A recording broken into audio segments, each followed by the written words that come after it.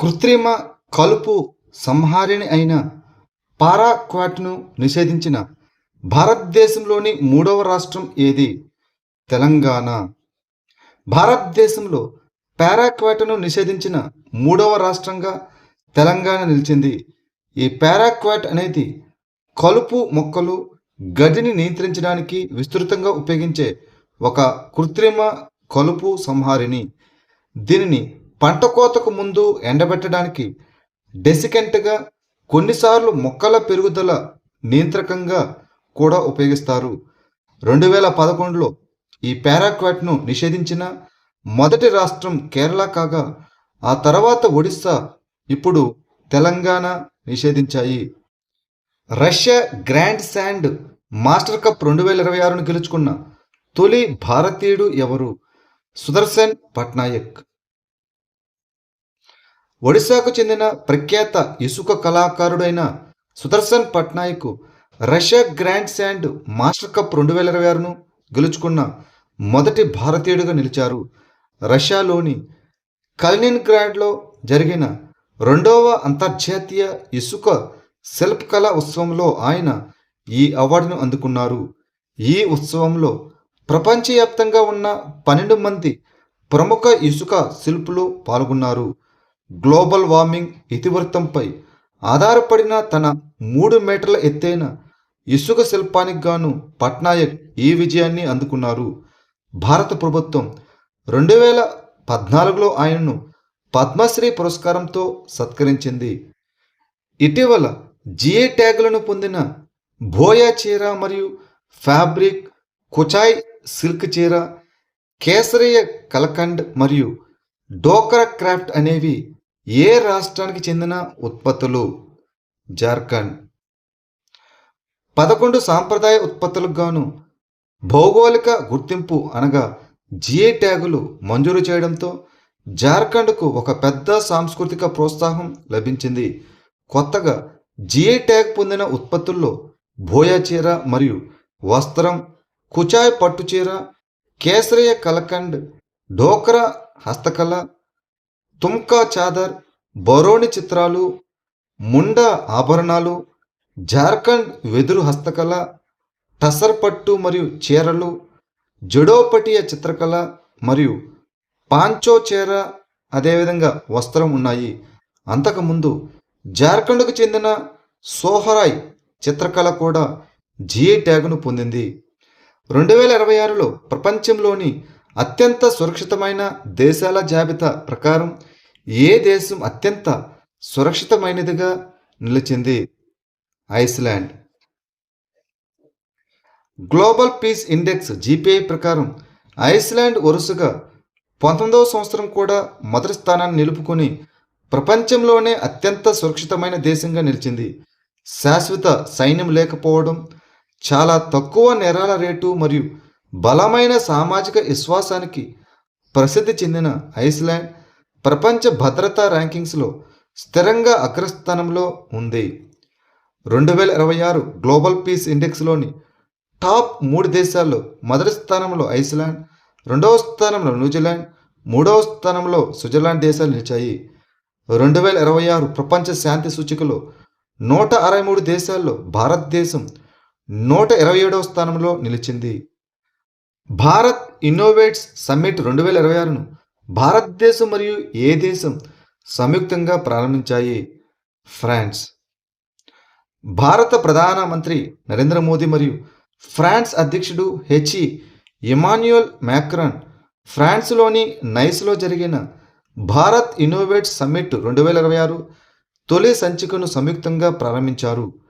దీనిని కేంద్ర విద్యా మంత్రిత్వ శాఖ ఆధ్వర్యంలో భారత ప్రభుత్వం నిర్వహించింది. భారత్ డీప్ టెక్ ఆవిష్కర్తలు మరియు ప్రపంచ భాగస్వామ్యాల మధ్య ఆవిష్కరణల ఆధారిత భాగస్వామ్యాలను ప్రోత్సహించడానికి భారత్ ఇన్నోవేట్స్ 2026 ఒక ప్రధాన వేదికగా ఉపయోగపడింది. ఆక్స్ఫర్డ్ విశ్వవిద్యాలయం ప్రకారం భారతదేశంలో అత్యధిక ఉష్ణ ప్రమాదం ఉన్న నగరం ఏది? అహ్మదాబాద్, గుజరాత్. ఆక్స్ఫర్డ్ విశ్వవిద్యాలయం చేసిన ఒక అధ్యయనం ప్రపంచంలోని అత్యధిక వేడి ప్రమాదం ఉన్న 50 నగరాల జాబితాలో 14 భారతీయ నగరాలను గుర్తించింది.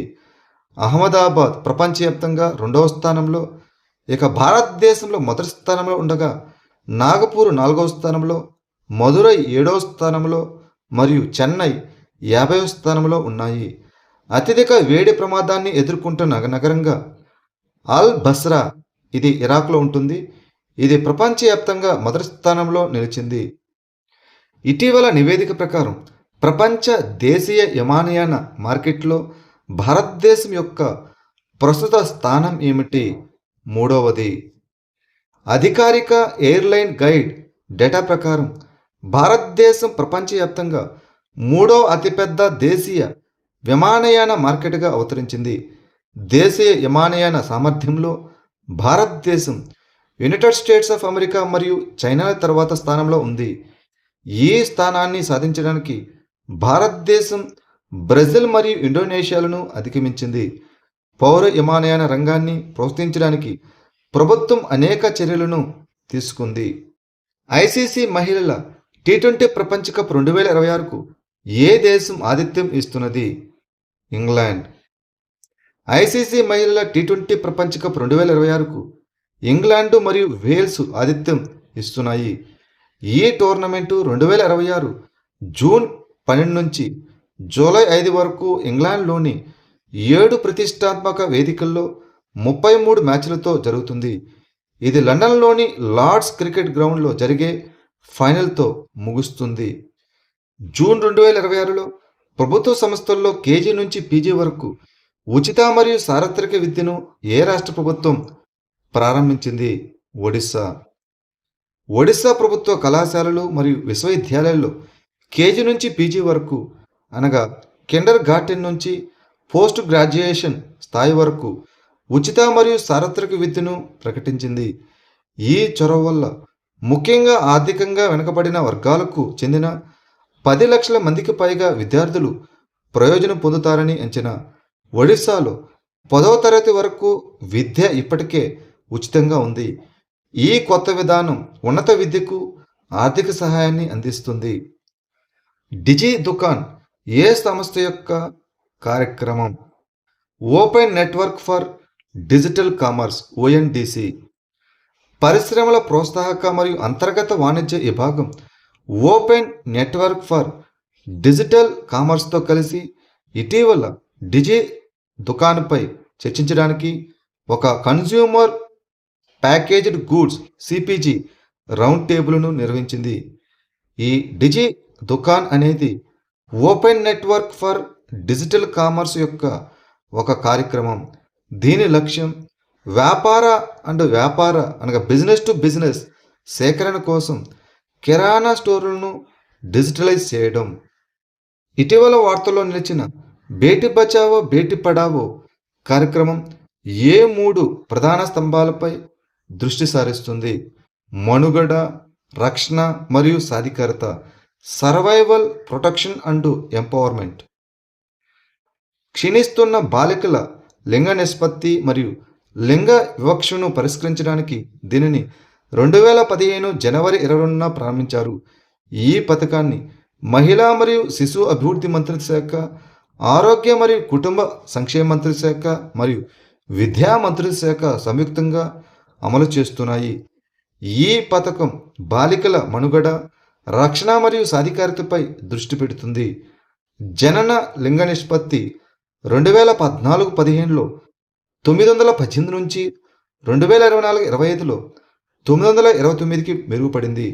ఇదే కాలంలో మాధ్యమిక విద్యాస్థాయిలో బాలికల నమోదు 75.51% నుంచి 80.2%కి పెరిగింది.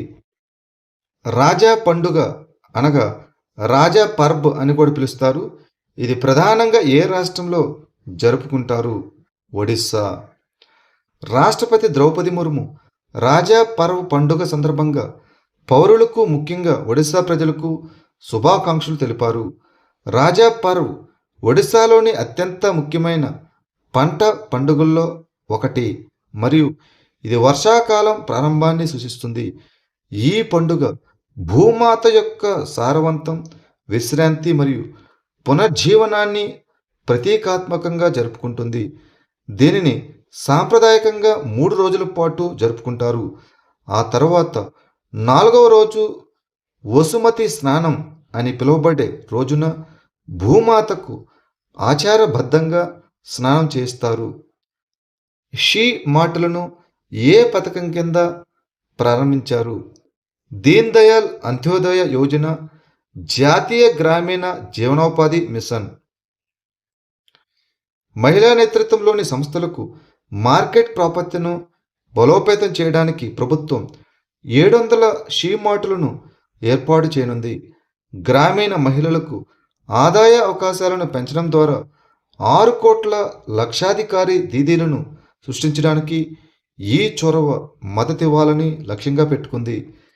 దీన్ దయాళ్ అంత్యోదయ యోజన, జాతీయ గ్రామీణ జీవనోపాధి మిషన్ కింద షీ మార్టులను ప్రారంభించారు. ఈ పథకం స్వయం సహాయక బృందాల సభ్యుల కోసం సంస్థల ప్రోత్సాహం, ఆర్థిక చేరిక, సామర్థ్య నిర్మాణం మరియు మార్కెటింగ్ మద్దతుపై దృష్టి పెడుతుంది. జూన్ 2026లో బ్యాలిస్టిక్ క్షిపణి రక్షణ వ్యవస్థను మరియు న్యాసం ఎంఆర్ క్షిపణిని ఏ సంస్థ విజయవంతంగా పరీక్షించింది? డిఆర్డిఓ. రక్షణ పరిశోధన మరియు అభివృద్ధి సంస్థ డిఆర్డిఓ తన బహుళ పొరల బ్యాలిస్టిక్ క్షిపణి రక్షణ వ్యవస్థను ధృవీకరిస్తూ వరుసగా 3 ప్రయోగ పరీక్షలను మరియు naval antiship missile medium range న్యాసం ఎంఆర్ యొక్క తొలి ప్రయోగ పరీక్షను 2026 జూన్ 10 మరియు 11 తేదీల్లో విజయవంతంగా నిర్వహించింది.